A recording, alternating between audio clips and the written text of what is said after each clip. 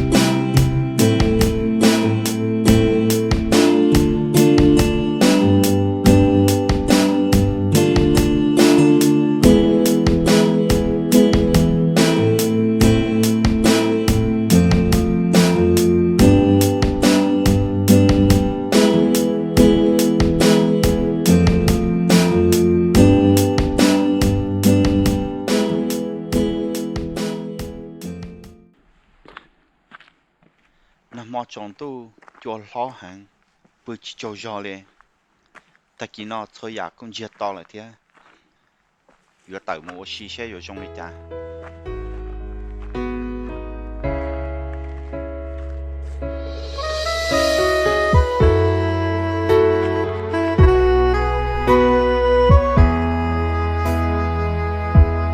chỉ tao có gì lu nên nó cũng chỉ bao nhỏ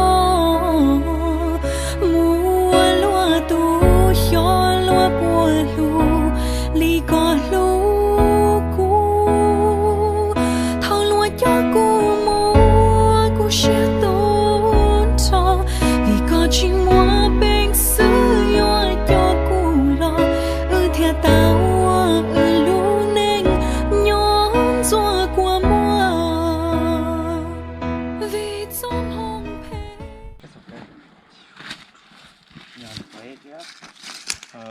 Do you guys want to fillet? Yeah, I know how to take the guts out. If you guys want to fillet it, Decent sized fish, huh? fillet it. trout bây giờ for sure lũ lê Perfect cast. is 10,000 elevation high. It's so isolated. I don't mind if I skunk here, honestly. It's kind of sluggish. Oh, yeah. Oh, God. Oh my gosh.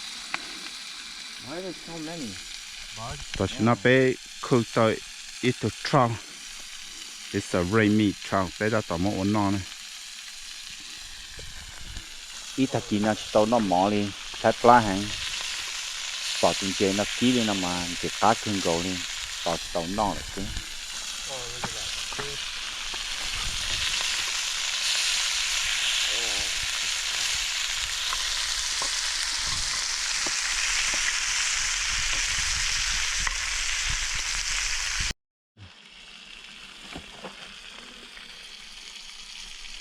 Massacred.